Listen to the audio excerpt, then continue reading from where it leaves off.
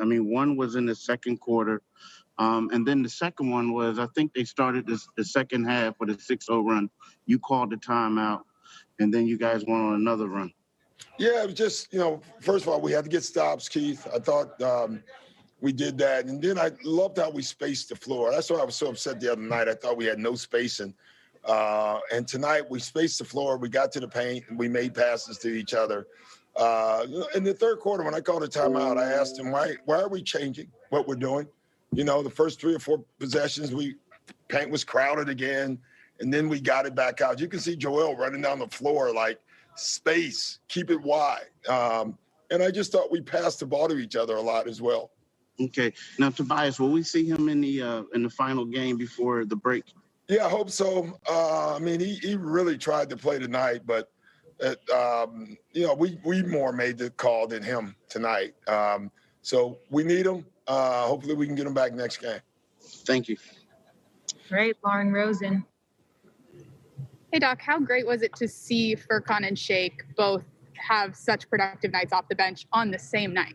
Yeah, it's great. I mean, it's what we need. We're still working with that group, trying to figure out what we can run that fits us the best.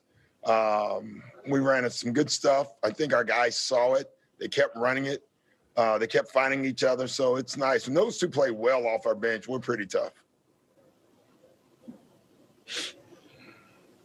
Kevin McCormick. Hey, Doc. So you just mentioned a little bit ago about the spacing. With three-point shooting being, kind of a key factor in tonight's win, how much more dynamic do you think your offense looks when the shots are falling from outside? Yeah, I mean, it's amazing because we still got the anchor in Joel. So, we're going downhill. We're making plays. We're making shots. But when we have a lull of 2 or 3 times down the floor, we go to the post. And that still may lead to a 3. But it's going to lead to something good. And knowing that gives us comfort. Thank you. Mark Narducci.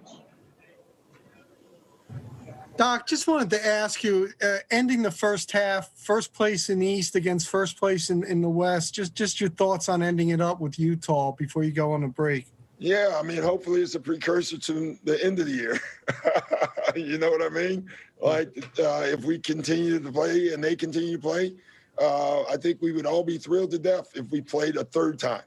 That would mean we're all in the right place. So we had a heck of a game there. We need to try to return the favor. Okay, thank you. Ty Carlin. Hey, Coach, there were 2 things I wanted to ask. One was Joel with 5 assists. It just really seemed like he was able to really read the double teams a little bit more, a little bit better than maybe he did against Cleveland. What did you see out of him tonight? Yeah, we just, the floor was space. We have to make it easier for him to have the answers, instead of having it complicated like I thought we complicated it ourselves against Cleveland. I thought he was patient, and he just made the right reads. So that was really good. And then the other one I wanted to ask you was Shake really got he was doing a lot of traps like in the fourth quarter. And I know you said you're trying to make him more of a point guard. Yeah. What do you think? Do you think that's going to be good for him moving forward? Yeah, I love it. I love it. We're trying to teach him just advance the ball, get it out of your hands. These guys want to beat traps so bad. No need. You already got 2 guys at half court guarding you. Get rid of the ball, and then we attack. And I thought we did that. It took us a couple of times, but once we saw it, I thought our guys responded pretty well. Thanks, Coach. Paul Hudrick. Hey, Doc. A while back, Mike Scott had mentioned to us that you had told him back in your LA days that when your shot's not falling, you have to find something else to do. I guess how far has he come along as a player in that regard, and just how good was he tonight for you? Yeah, he's been great. We ran out of minutes for him. Now he has no more regulators starting today, which was nice. Yeah, you can see the difference. Mike in the Clipper days, if his shot wasn't falling, he kind of just stopped doing anything. And now, tonight, rebounding, loose balls, running the floor. People are going to take away what you do best every once in a while. You have to do something else to help the team. And Mike does that every night. Thanks, Doc. Tom Moore.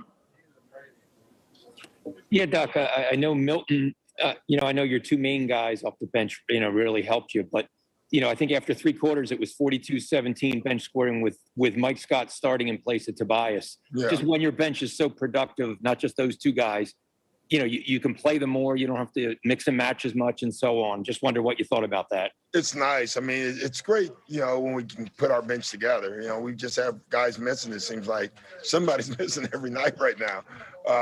But when we get it back and get everybody together, it will really be good for us. Thanks, Coach. Thank you. Thanks, guys.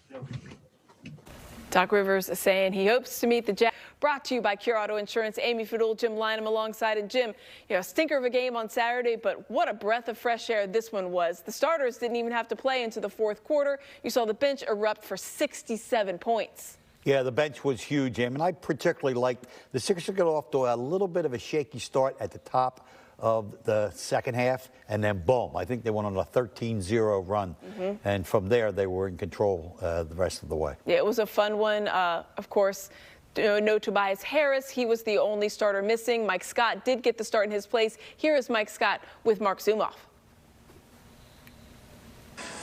Mike, a couple of days ago, Doc Rivers had some comments about the team where he said the team totally lacked energy. Did those words from your coach resonate with your team heading into this one? Yeah. Cleveland's a good team. Probably struggling a little bit this year, but, we got to beat those teams. We got to take care of those guys, and we didn't. So we came out tonight, played against a scrappy Indiana team. From my end, we just needed energy, hustle plays, and, that's what I'm here for, just to do the little things and, pick our guys up. Well, that's what you said this morning. Just quoting you, you said, I have to do other things other than, quote, just stand in the corner. You tied your career high, or I should say you set a career high tonight with 4 steals. Oh, that's good. Yeah, man, just being active, just bringing energy, doing little things, just being active. That's about it, man, just making those hustle plays. You were 4 for 4 from the field, 3 for 3 from beyond. Does a player know coming into a game, hey, this is going to be my night, or do you just have to sort of get a vibe as the game goes on? I go into every game just being confident, watching film. With my role is, I'm not going to get, 20, 15 shots, which is cool. I just go out there, play my game, do what the team needs, space the floor, be active, play hard defense, foul every now and then, and I'm good with that. That's my job. Mike Scott, you did a good job tonight. Thanks so much for joining us. Yes, sir. Thank you. Yes, he did. And let's check in with one of the guys you heard there, Mark Zumoff and Ala Abdelnaby, as well as we cross it over. And guys, we were just talking about the bench. We were talking about how this will leave. It was nice to have a game like this, especially after the one where they only scored 92 in regulation over the Cleveland Cavaliers. So I want to go to something that you asked Mike Scott. They obviously heard what Doc Rivers was saying. It wasn't about execution, Rivers says. It was about effort. And that's not something you usually hear from a coach, certainly publicly, but these guys took it to heart. As they should. I remember Larry Brown, Ollie, used to say, I don't coach effort, I coach execution. So when you're a coach, it's really the only thing you can do, that and maybe withhold playing time from a player if things aren't going so well from an effort standpoint. Thank goodness that wasn't an issue at all tonight. No, they came out and they played well. They were the harder working team, and that should always be the case, regardless of being able to rely on your talent. We know on paper the 76ers are going to be more talented than their opponents more often than not. But you cannot be outworked and out-hustled. And I think when the 76ers can have those nights where they match the talent and the effort, unstoppable, or at least they have no peer. Absolutely. Gentlemen, thanks so much. We will see you on Wednesday for the game that is the last one before the All-Star break. The best team in the West against the best team in the East. Should be a good one. We'll see you Wednesday. Thanks, guys. You got it. All right, let's check out our Colonial Nissan Game Changer. I'm sorry, this is our Yingling Presents Lager Up. Pardon me. Well, I mean, it is concerning that bench. We were just talking about it, Jimmy.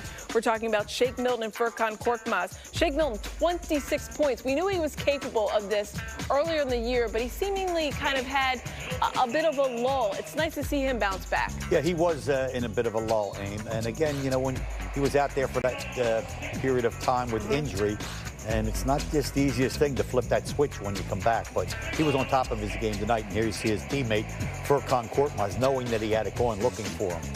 And here Korkmaz, who had a big night from three-point range himself. And this was a terrific cross-court pass by Embiid, and Korkmaz took care of the rest. Yeah, it was that ankle injury he suffered in the Kings game. He missed a number of games after that, and he had been working his way back, so it was nice to see him get 26.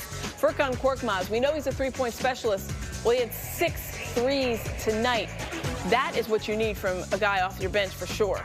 Yeah, again, he's not going to give you 6 every night, obviously, but I think Zoo pointed out on the telecast, he was up to a 40% range shooting that 3-ball last year, and that's what the Sixers expect from him and need from him. So it was good to see him rise to the occasion tonight. Those points right there, part of a 67 bench point effort as the Sixers win going away 130-114. All right, we're going to take our first time out here on Sixers Postgame Live, brought to you by Cure Auto Insurance. We're going to hear from Doc Rivers on his team's bounce-back win. But, of course, why wouldn't we play? It's a win. You know we play it after every single win. So clap your hands, everybody, for your Philadelphia 76ers. Jimmy's going to clap his hands. There you go. See? Everybody.